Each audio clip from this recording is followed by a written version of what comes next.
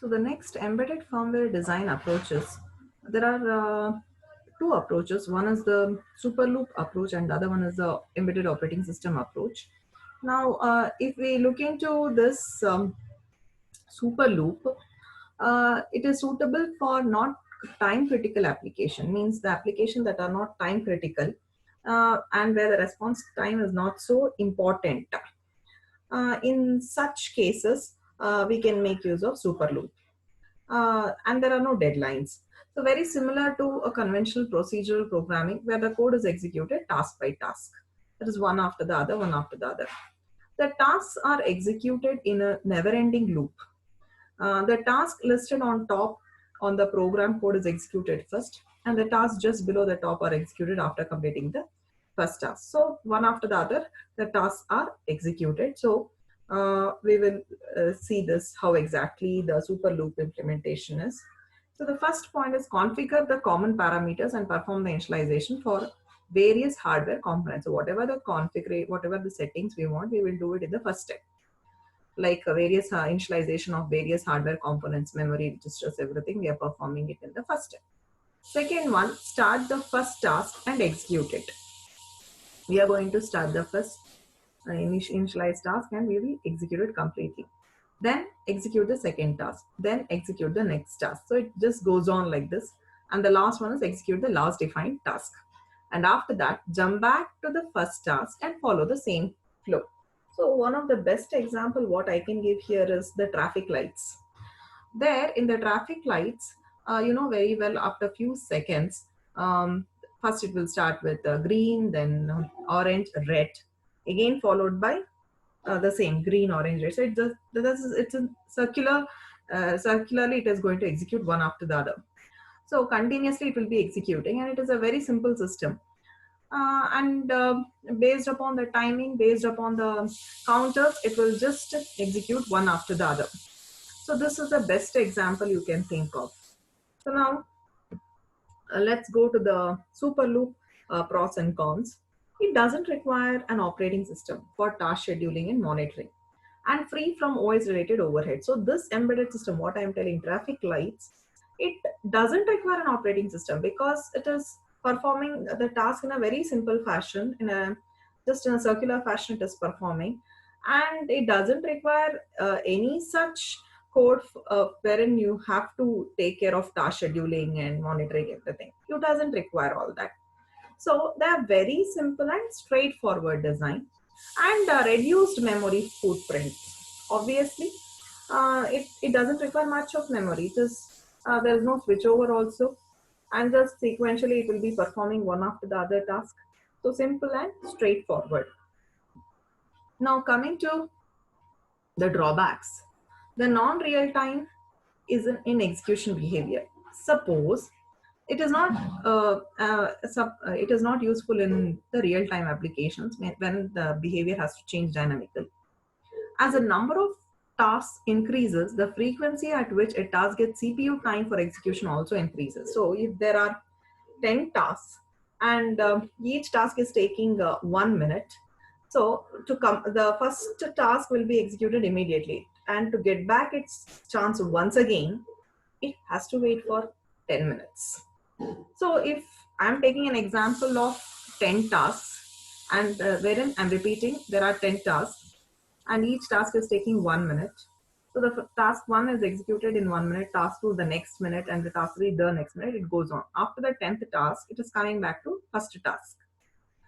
So the task 1 to get its next turn, it has to wait for 10 minutes. So it is okay, nominal. But if the number of tasks gets increased, suppose 100 or 200 or 300, something like that, to get back its turn, again it has to wait for so much time duration. That's one of the drawback. Now, any issues in any task execution may affect the functioning of the product. So here we are discussing about task 1, task 2, task 3, like that. Somewhere any one task gets stuck up here. It cannot proceed further, nor it can come back.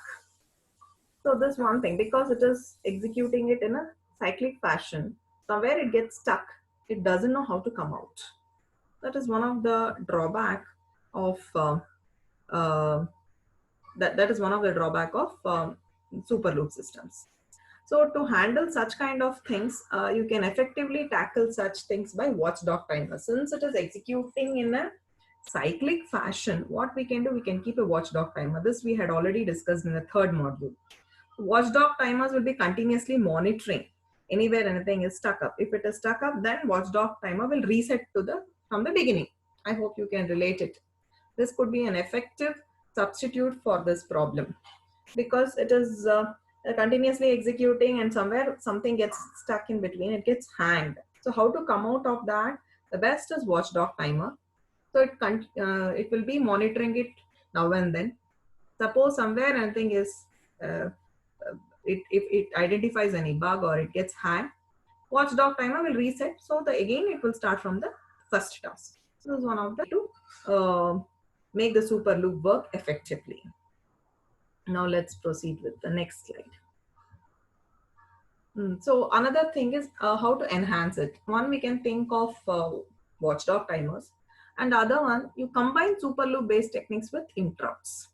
Means suppose if there is any interrupt, okay, let it come out during that time and then execute that corresponding interrupt. For example, the keyboard handling. So the keyboards are connected to the system, CPU. So rather than continuously monitoring keyboard inputs by the processor, this we had discussed in CU. The initial method was the processor used to continuously look into keyboard whether there is any input data in register is 1 or not, SN bit is 1 or not. Continuously it used to monitor. That is a drawback. Instead, what we can do, we can make that interrupt enabled. So whenever there is an interrupt, that time it is going to respond to that particular keyboard interrupt. It accepts the character and again will continue with its work.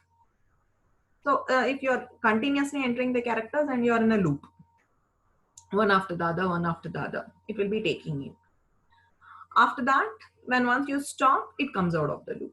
So something like that, you can club super loop with the interrupts. So here also we are seeing configurations. You can put initializations and then task 1, task 2 up to task n. It proceeds like that. Now let's go to the next approach, that is embedded operating system approach. So the embedded device contains an embedded operating system which can be one of the following. Any embedded device, if it requires an operating system, then we call that as an embedded operating system.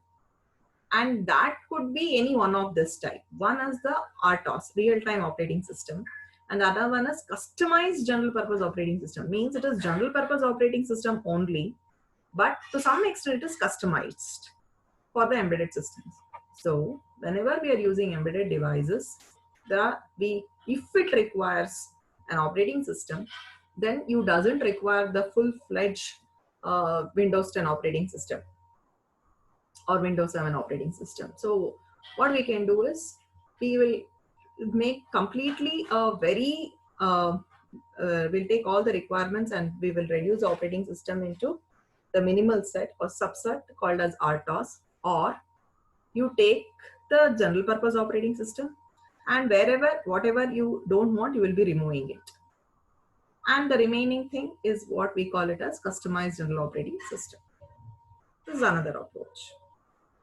Now, the embedded operating system is responsible for scheduling the execution of user tasks. So whenever I'm talking about operating system and tasks, I hope you have studied this in operating system. There are several tasks and every task will get its own share. So every task will get its own time for execution and all the tasks are treated equally and sometime will be prioritized.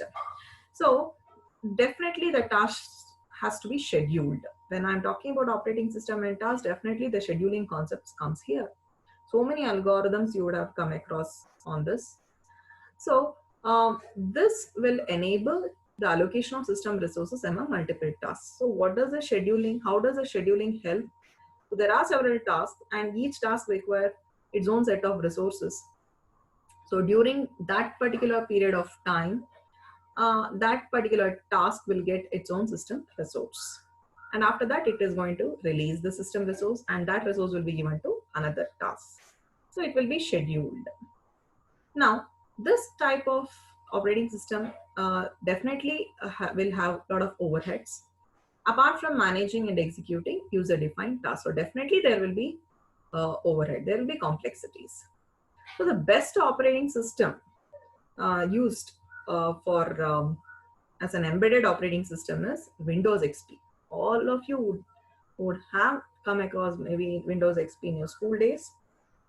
This Windows XP is an embedded operating system. To be frank, it's an embedded operating system. It's an example of general purpose operating system for embedded devices. So it was actually customized one. So now let's go to the other examples. There are other examples like embedded general purpose operating system like point of sale terminals, gaming stations, tablet PCs. These are some of the examples of embedded devices running on embedded GPOs. So tablets. This tablet is also actually an embedded device making use of embedded general purpose operating system.